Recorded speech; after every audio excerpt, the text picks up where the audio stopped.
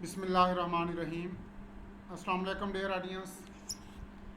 आज हम डिस्कस करेंगे कि सैचुरेटेड सॉल्यूशन, अनसैचुरेटेड सॉल्यूशन और सुपर सैचुरेटेड सॉल्यूशन में क्या डिफरेंस है। ये डिफरेंस है बेसिकली सॉल्युबिलिटी के लिहाज से। अगर किसी सॉल्यूशन में हम मज़ीद सॉल्यूट डिज़ोल्व कर सकते हैं तो उस सॉल्यूशन को कहा जाता है अनसैचुरेटेड सॉल्यूशन, और अगर किसी सॉल्यूशन में मज़ीद सॉल्यूट डिज़ोल्व ना किया जा सके उसे कहा जाता है सैचुरेटेड सॉल्यूशन। और अगर किसी सॉल्यूशन में उसकी कैपेसिटी से ज़्यादा सॉल्यूट डिज़ोल्व हो चुका हो तो फिर वो कहलाता है सुपर सैचुरेटेड सॉल्यूशन। तो सैचुरेटेड, अनसैचुरेटेड, सुपर सैचुरेटेड को समझने के लिए पहले हमें मेंटली क्लियर होना चाहिए सॉल्युबिलिटी के बारे में। सॉल्युबिलिटी का मतलब ये है कि सॉल्यूट की कितनी अमाउंट हम सॉल्यूशन में डिज़ोल्व कर सकते हैं। The maximum amount of solute dissolved in given volume of solution at given temperature. ये एट गिवन टेम्परेचर ये बड़ा मीनिंगफुल वर्ड है कि गिवन टेम्परेचर पर, किसी ख़ास टेम्परेचर पर सॉल्यूशन के अंदर सॉल्यूट की जितनी मैक्सिमम अमाउंट डिज़ोल्व हो सकती है उस अमाउंट को कहा जाता है सॉल्युबिलिटी। ये सॉल्यूट की अमाउंट मैस के लिहाज से भी हो सकती है, वॉल्यूम के लिहाज से भी हो सकती है। अगर मैस के लिहाज से लेंगे तो हम यकीनन मैस को ग्राम में लेंगे, और वॉल्यूम के लिहाज से एक्सप्रेस करेंगे तो फिर इसे मिलीलीटर में एक्सप्रेस करेंगे। और यूं भी इसको डिफाइन किया जा सकता है कि maximum amount of solute dissolved in given mass of solvent at given temperature is called solubility. Actually solubility को की वही यूनिट है जो कंसंट्रेशन की यूनिट है। अगर कंसंट्रेशन आपने मोलैरिटी की टर्म में लिया है तो सॉल्युबिलिटी को भी मोलैरिटी की टर्म में ही एक्सप्रेस किया जाएगा। इसलिए यूनिट्स ऑफ सॉल्युबिलिटी की जब बात होगी तो हम कहेंगे unit of solubility is same as unit of concentration. अगर आपने सॉल्यूशन बनाया मोलैरिटी के लिहाज से तो चूंकि मोलैरिटी की यूनिट है मोल पर क्यूबिक डेसीमीटर या मोल पर लीटर, इसलिए फिर सॉल्युबिलिटी की यूनिट भी मोल पर लीटर होगी। अगर आपने सॉल्यूशन बनाया मोलैलिटी के लिहाज से तो चूंकि मोलैलिटी की यूनिट मोल पर किलोग्राम है तो सॉल्युबिलिटी की यूनिट भी मोल पर किलोग्राम होगी। इसी तरह सॉल्युबिलिटी की यूनिट ग्राम पर लीटर भी हो सकती है, सॉल्युबिलिटी की यूनिट ग्राम पर 100 ml भी हो सकती है, सॉल्युबिलिटी की यूनिट ग्राम पर ml भी हो सकती है, ग्राम पर मिलीलीटर। सॉल्युबिलिटी की यूनिट ग्राम पर 100 ml भी हो सकती है, सॉल्युबिलिटी की यूनिट मिलीग्राम पर लीटर भी हो सकती है। मिलीग्राम पर लीटर को ppm भी कहा जाता है। ये सारी ही सॉल्युबिलिटी की यूनिट्स हो सकती हैं। डिपेंड करता है कि आपने सॉल्यूशन के कंसंट्रेशन को किस यूनिट में लिया है। तो जो यूनिट सॉल्यूशन के कंसंट्रेशन की होगी वही यूनिट सॉल्युबिलिटी की होगी। सॉल्युबिलिटी किन फैक्टर्स पर डिपेंड करती है ये हम किसी और वीडियो में तफसील से पढ़ेंगे। फ़िलहाल हम आ जाते हैं अनसैचुरेटेड, सैचुरेटेड और सुपर सैचुरेटेड सॉल्यूशन की तरफ। Classification of solutions according to saturation.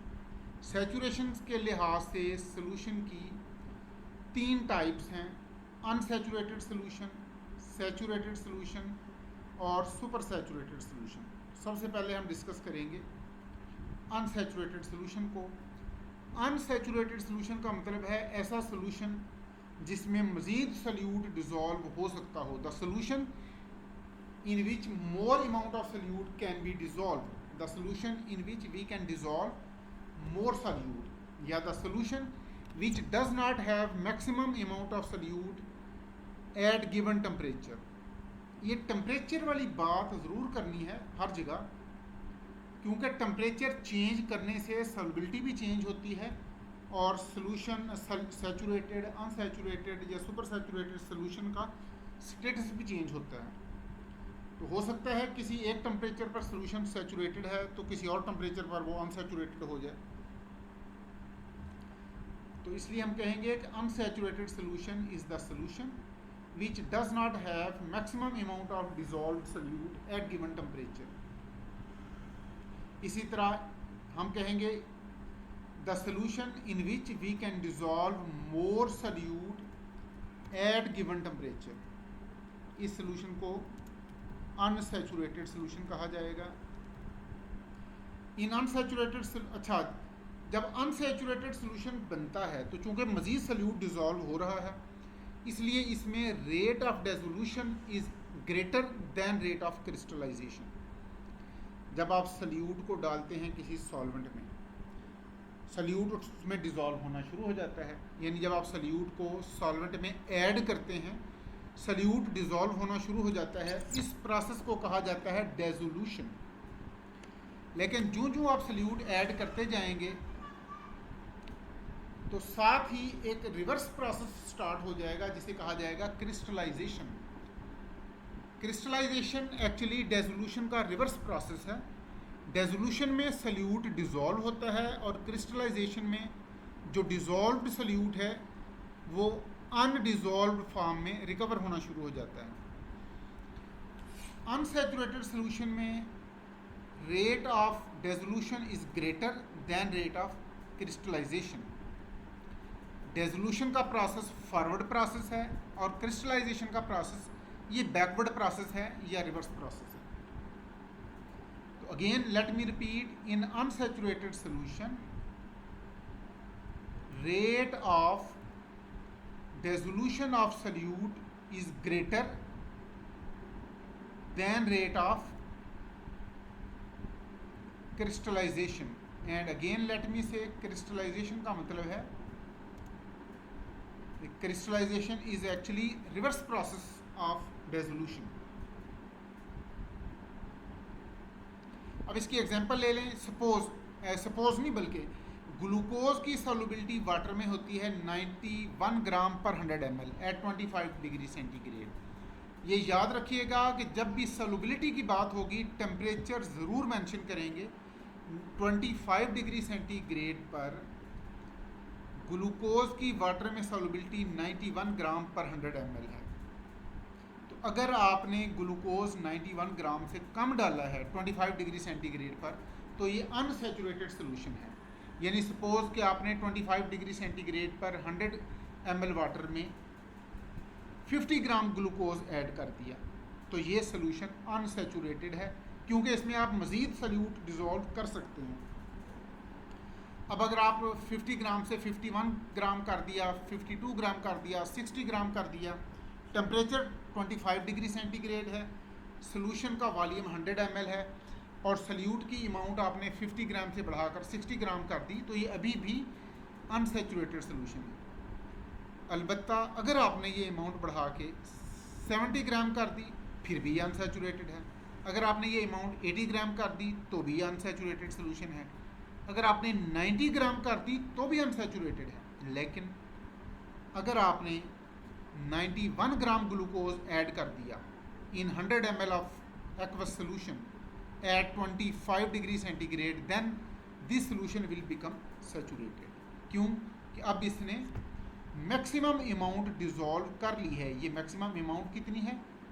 91 ग्राम पर 100 ml of water at 25 degree centigrade.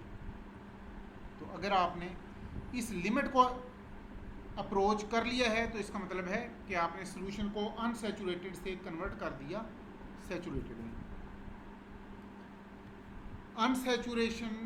Unsaturated solution बनाने का प्रोसेस स्पॉन्टेनियस है क्योंकि ये प्रोसेस खुद होता है.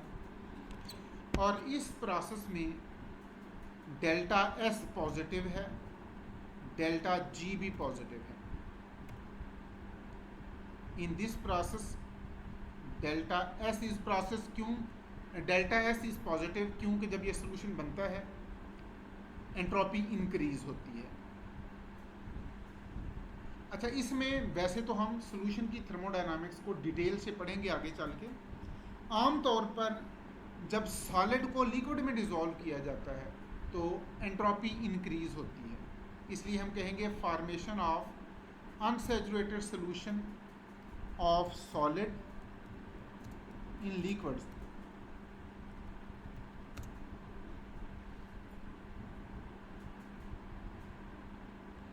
तो इस केस में डेल्टा एस पॉजिटिव है, और ये प्रोसेस चूंकि स्पॉन्टेनियस है इसलिए डेल्टा जी इज नेगेटिव। अब ये चूंकि मज़ीद डिटेल से हम आगे चल के पढ़ेंगे कि हर दफ़ा डेल्टा एस पॉजिटिव नहीं होगी।